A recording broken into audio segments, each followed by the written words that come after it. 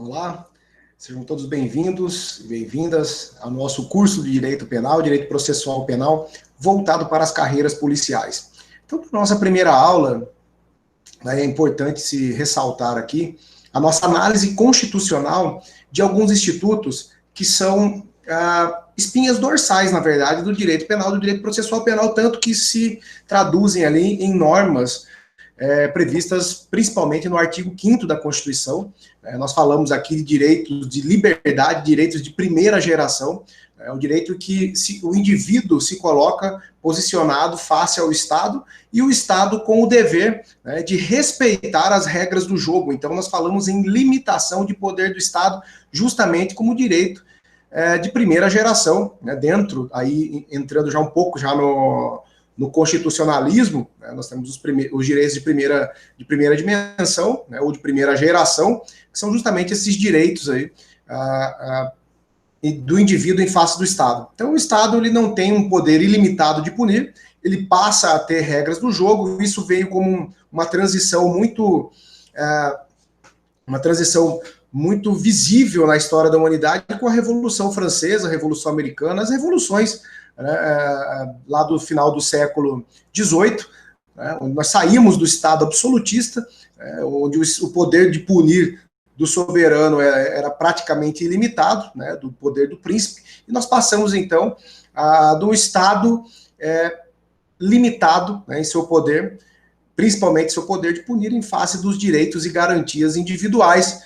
Então, nós tivemos aí, ultrapassando fronteiras, os ideais de liberdade, principalmente aí, como eu disse, do indivíduo em face do Estado. Então isso reflete na nossa Constituição de 1988, sabemos que há outras gerações, outras dimensões de direitos, de segunda geração, como os direitos sociais, por exemplo, falando aí já do início do século XX, final do século XIX, começo das primeiras décadas do século XX, falando em direito à moradia, direito à educação, enfim. E os direitos de terceira dimensão, que são direitos difusos e coletivos, como o direito ao meio ambiente, por exemplo, os direitos do consumidor.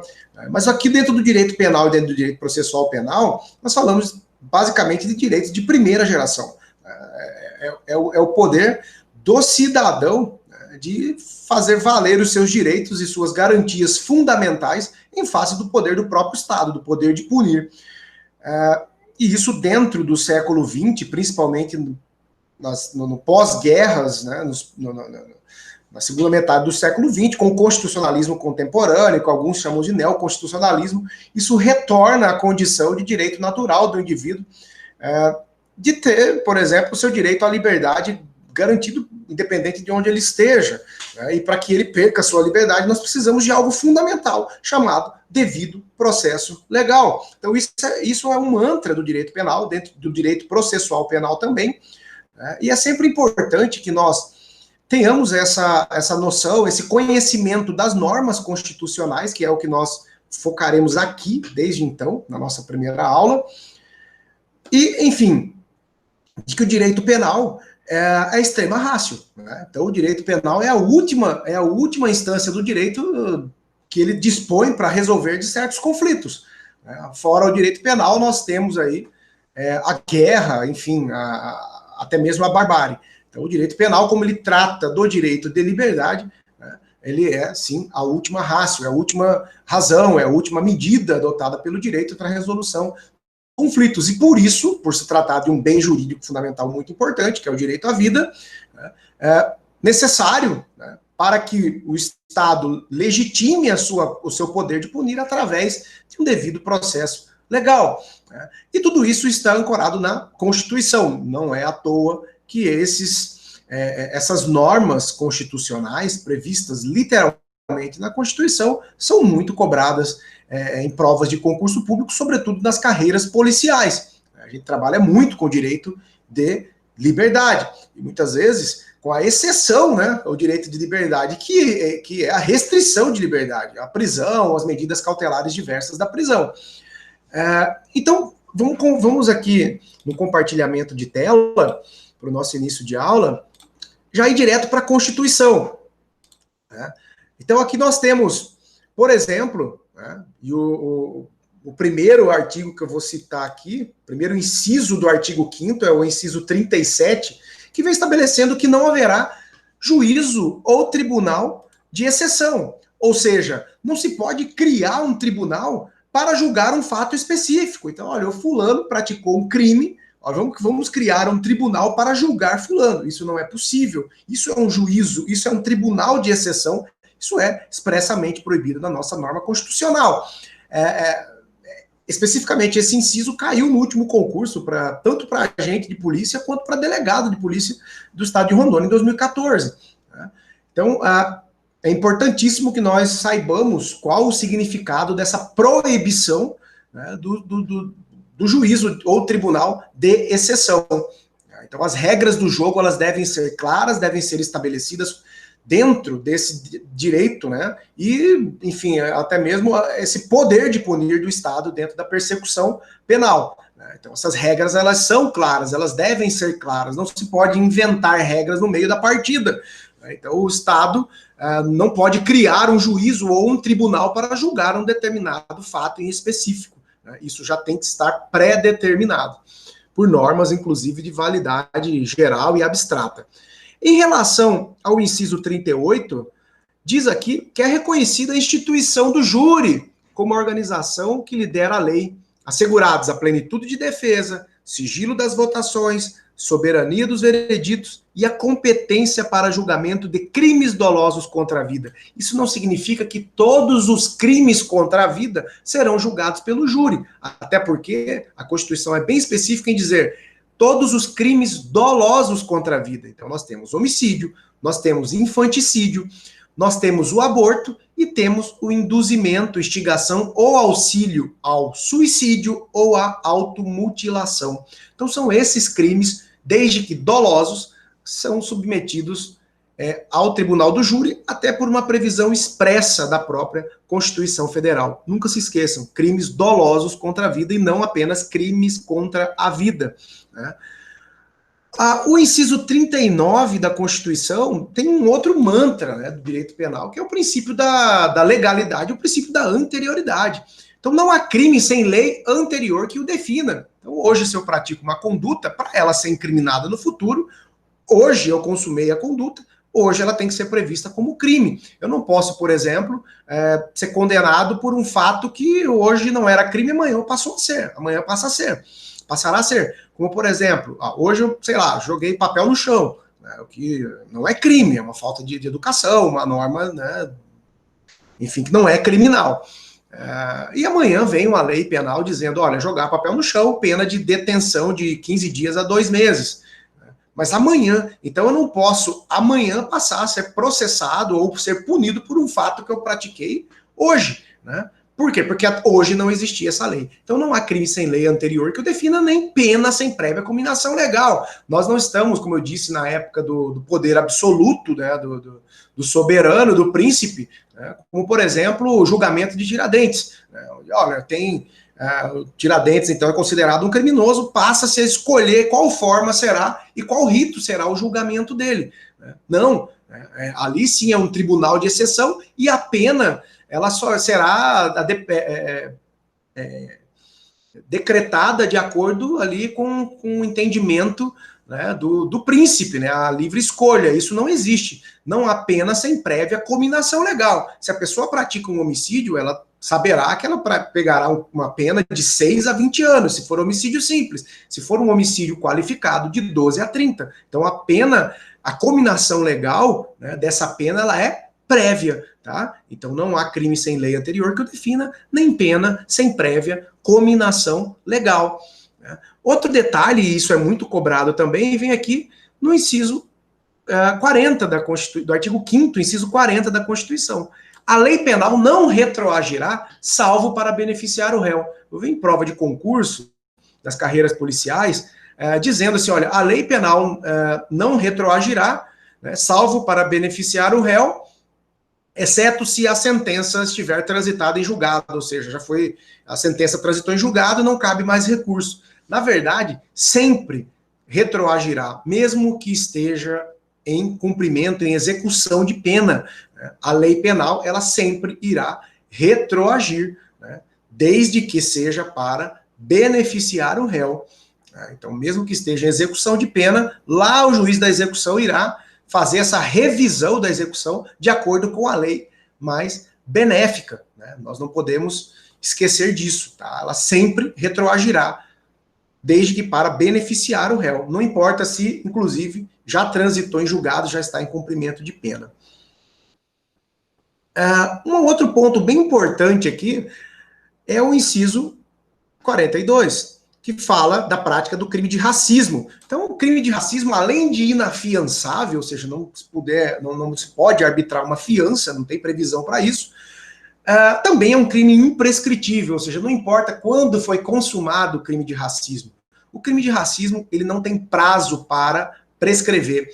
E isso é um fator muito importante e é um alargamento, na verdade, do poder de punir do Estado. Se eu falo que um crime ele é imprescritível, pode-se passar 20, 30 anos que o crime estará lá, né, e o Estado poderá exercer o seu poder de punir, o seu poder de persecução penal. Então, o crime de racismo, ele é um crime imprescritível. Nós temos dois crimes imprescritíveis previstos na Constituição, e para ser imprescritível tem que estar previsto na Constituição. Um é um crime de racismo, né, e o outro é aqui no inciso 44, que fala dos crimes de ação de grupos armados, civis ou militares contra a ordem constitucional, o Estado Democrático de Direito. Então nós temos crimes de racismo, que está previsto na Lei 7716, de 89, né? Então aqui vem falando aqui de crimes de racismo, apresento aqui na tela para vocês, né? Então alguns crimes de racismo, por exemplo aqui, recusar a impedir acesso a estabelecimento comercial, negando a servir, atender ou receber cliente ou comprador, 1 a 3 anos. Ou recusar, negar ou impedir a inscrição ou ingresso de aluno em estabelecimento de ensino público ou privado de qualquer grau, 3 a 5 anos. Impedir acesso ou recusar hospedagem em hotel, pensão, estalagem ou qualquer estabelecimento similar. Então são crimes em que você impede o acesso, você restringe o acesso de determinada pessoa em razão da sua raça, da sua cor. Esse é o crime de racismo. O que nós temos equiparado e também imprescritível, né, no Código Penal, nós temos o crime de injúria racial, né? O próprio Supremo Tribunal Federal, recentemente, teve o entendimento de que o crime de injúria racial também era considerado crime de racismo para efeito de prescrição. Então, se enquadrava aqui no inciso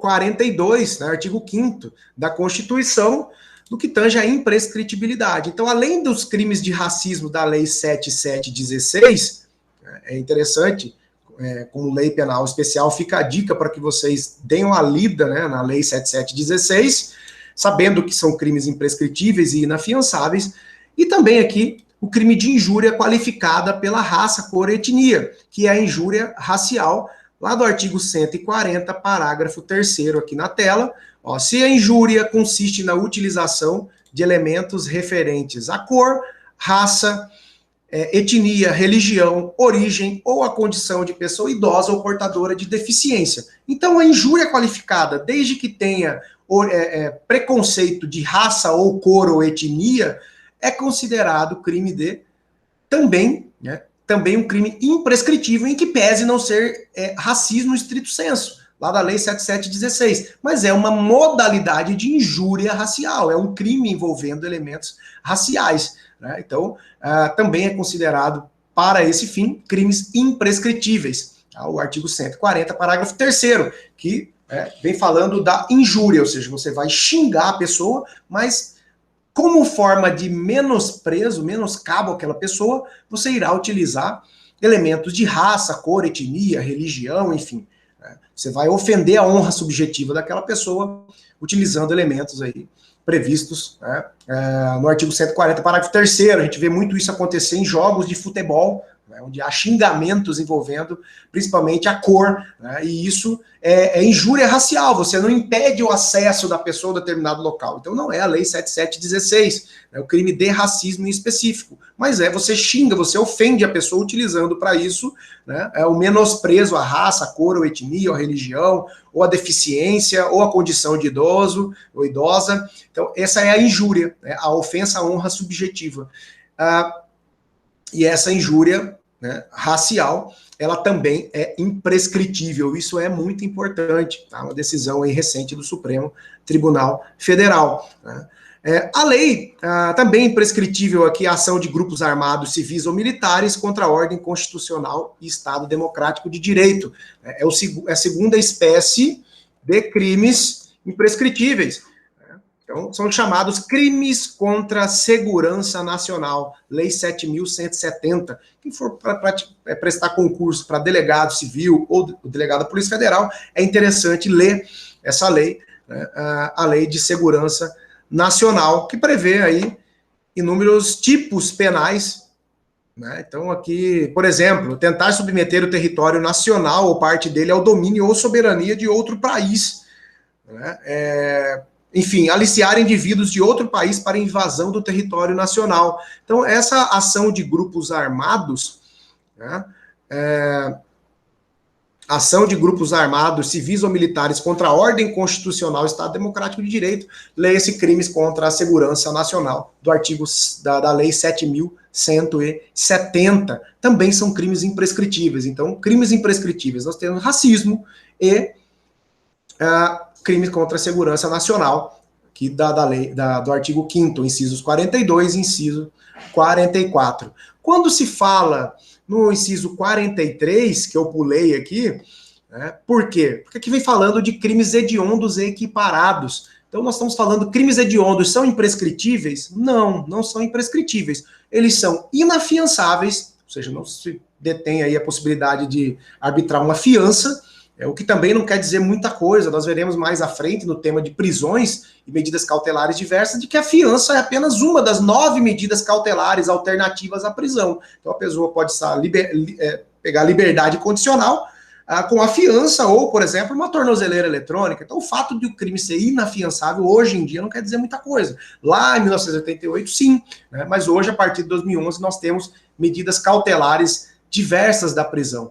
Mas a lei de crimes hediondos estipula que são crimes inafiançáveis, os crimes hediondos e equiparados, mas também suscetíveis de graça ou anistia, que seria aí uma extinção de punibilidade pelo perdão da pena. Então, quem estipula a graça, por exemplo, ou também conhecido genericamente como indulto, né? Então o indulto ele é um decreto, por exemplo, geral, que vai valer para todos, né, que preenche aqueles requisitos. O indulto de Natal, por exemplo, a pessoa está com uma doença terminal ou já cumpriu parte da pena, e o presidente da República, indulgência príncipes, né, ou seja, ele como presidente ele pode conceder o perdão aí de parte da pena, né? Se for de maneira genérica, através, né, de um decreto, é o indulto. Se for individual, ou seja, para alguém, ele pode conceder a graça, né?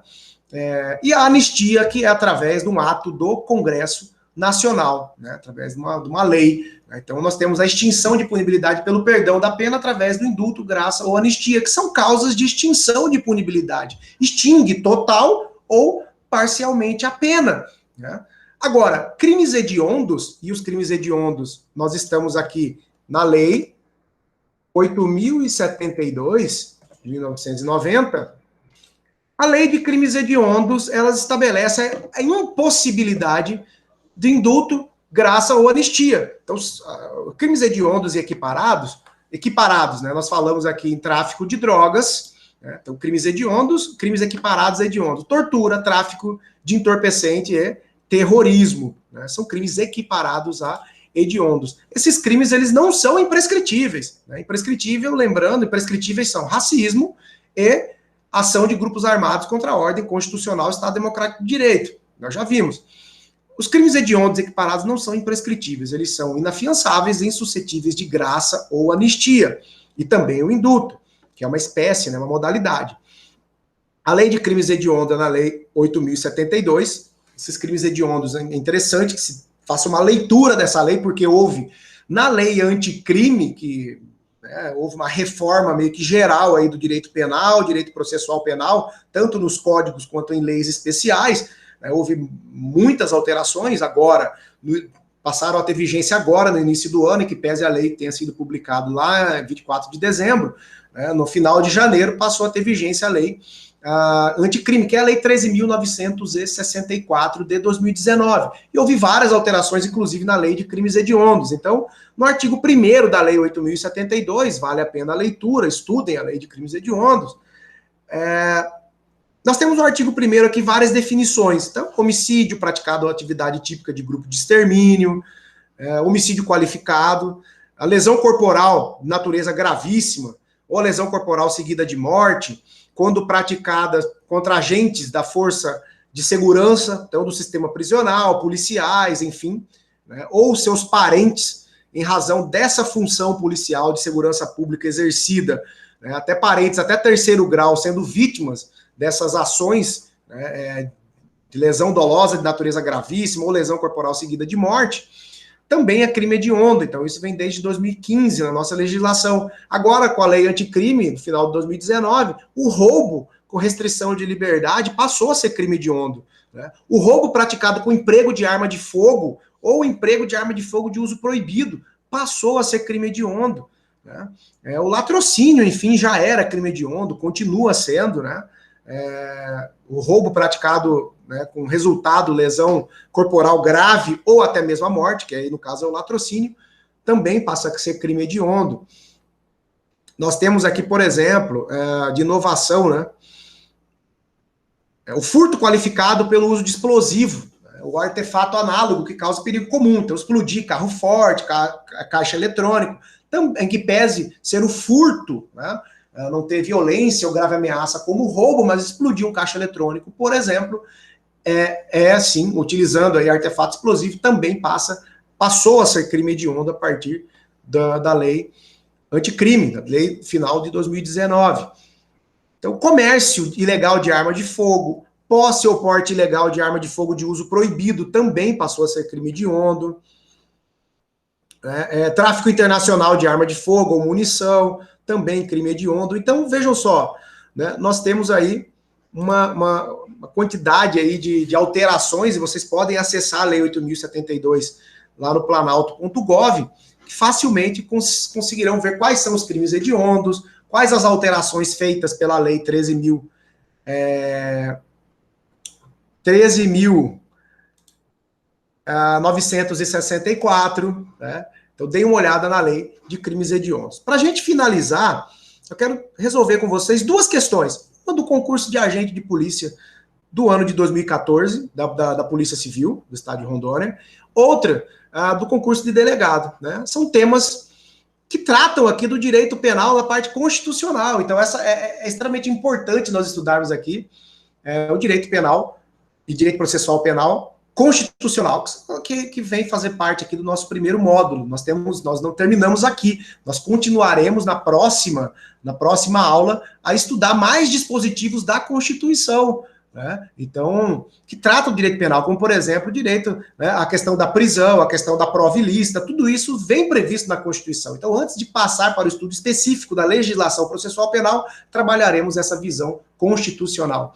Então, vejam aqui na tela a questão número 46, a questão número 46 aqui, que vem falando dos direitos e deveres fundamentais na Constituição de 1988.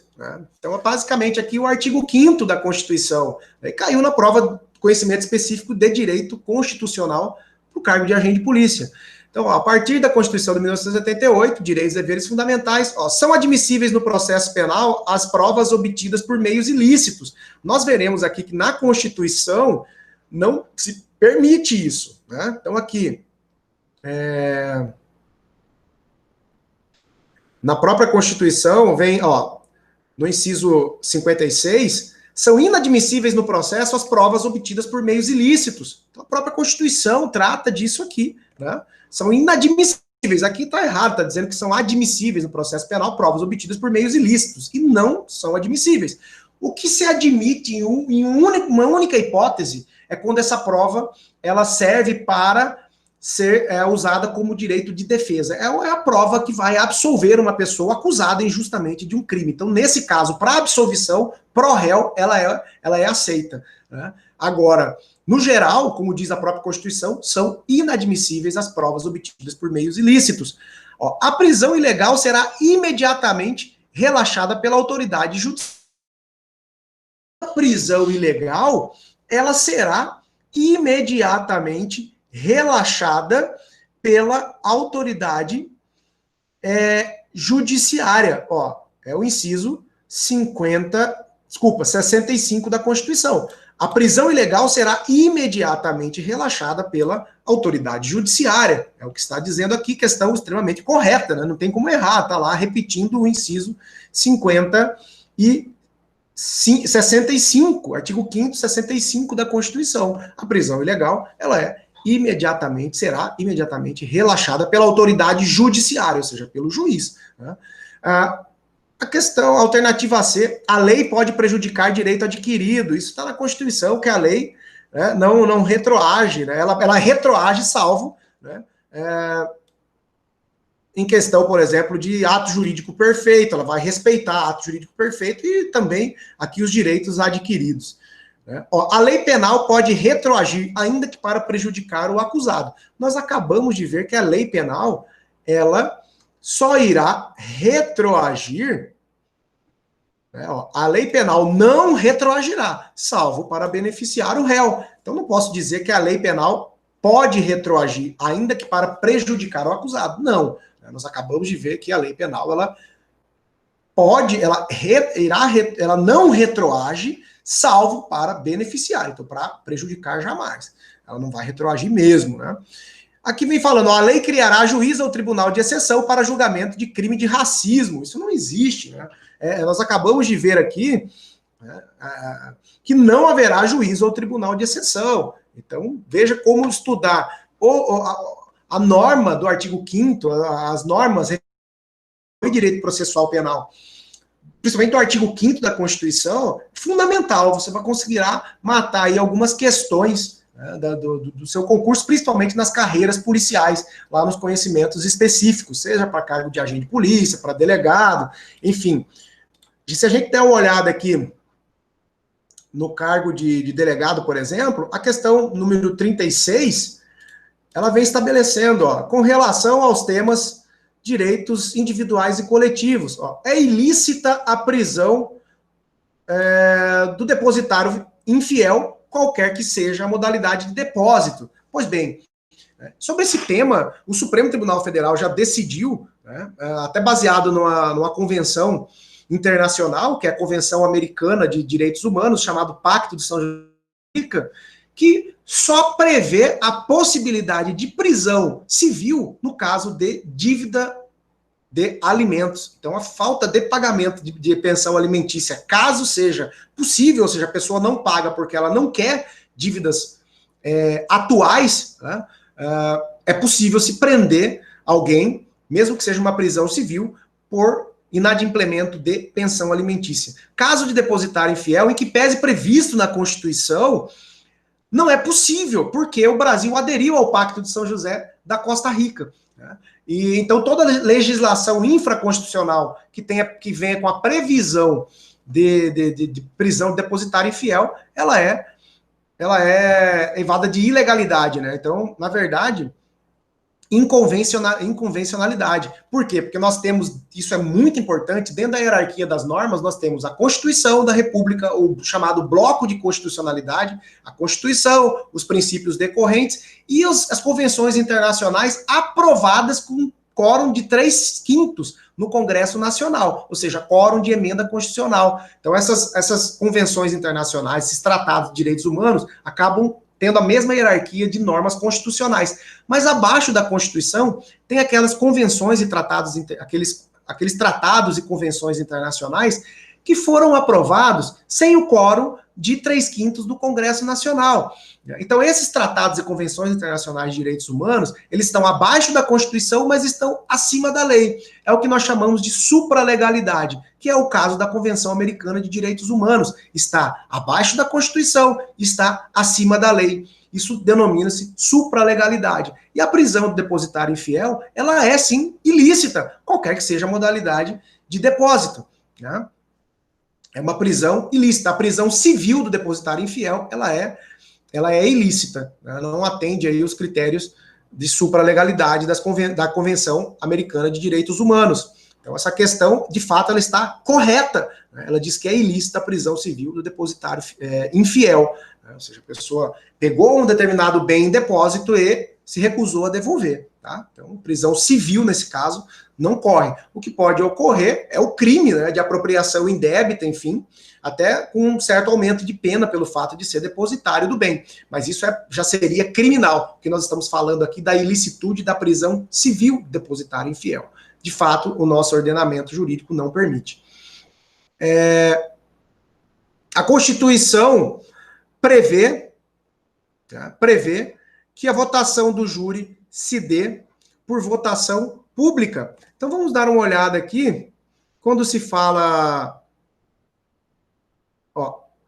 da Constituição, do Tribunal do Júri, vem falando: a reconhecida instituição do júri, com a organização que lidera a lei, assegurado plenitude de defesa, sigilo das votações. Então, olha só, está falando que a votação aqui é pública. Não, a Constituição prevê que o júri se dará por sigilo de votação. O júri são aqueles votos colocados nas urnas, né? Então, sigilo de votação, não é votação pública, está incorreta. Aqui vem falando, na letra C, ao júri é assegurada a competência para julgamento de todos os crimes contra a vida. Não, todos os crimes dolosos contra a vida. Nós falamos disso lá no início da aula, né? Não todos os crimes contra a vida, e sim crimes dolosos contra a vida. É uma questão incorreta, uma pegadinha. A letra D, não haverá juízo ou tribunal de exceção. Perfeito. Salvo em tempo de guerra. Errou, né? Nós vimos que não haverá juízo ou tribunal de exceção. Isso não tem nenhuma condição para isso, né? Seja em tempo de guerra, seja em tempo de paz, a Constituição só prevê que não haverá juízo ou tribunal de exceção. Nós vimos aqui na nossa aula. E por último, vem dizendo aqui, né, que na Constituição o exercício de qualquer trabalho depende de autorização da repartição competente. Essa aqui está muito fácil, né? Na verdade, o que a Constituição diz é que o trabalho é o princípio da liberdade de trabalho, né? E toda restrição, ela depende de regulamentação legal, dos casos previstos em lei, como, por exemplo, a OAB exige uma prova, né, de exame de ordem, aplicado pela Ordem dos Advogados do Brasil, para se poder advocacia, né? Mas isso porque tem uma previsão legal. Mas, em regra, o exercício de qualquer trabalho, ele independe de qualquer autorização da repartição competente, né? Então, veja como essas questões aqui, tendo conhecimento da parte, apesar de ser da área do direito constitucional, cair, né, no conhecimento específico de direito constitucional, como nós estamos falando em carreiras policiais, é extremamente importante estudarmos aqui as normas do artigo 5º, né, que dizem respeito ao direito penal e ao direito processual penal. Isso é fundamental, tá? Esse estudo. Então, recapitulando aqui, antes da gente finalizar a nossa primeira aula, estudem a Lei de Racismo, Lei 7716 de 1989, a Lei de Crimes contra a Segurança Nacional, Lei 7.170, né, são crimes imprescritíveis, e a Lei de Crimes Hediondos, que são crimes inafiançáveis e insuscetíveis de graça, anistia ou indulto. Tá? Então, a Lei 8.072, com várias alterações aí da Lei Anticrime. Na aula que vem, continuaremos estudando aí mais incisos da Constituição antes de ingressarmos especificamente na nossa disciplina de direito processual penal, lá com a investigação penal, com o inquérito policial, e daí em seguida, né, e daí em diante. Tá? Então, bons estudos a todos. Eu vou terminar o nosso compartilhamento de tela, né? Lembrando a vocês que o importante sempre ter foco, né? E não se curvar às dificuldades iniciais, tá? Então vamos firmes, seguiremos firmes aí rumo ao nosso estudo e à aprovação de vocês nos concursos aí que estão almejando fazer, tá bom? Então, até a próxima aula, aguardo todos.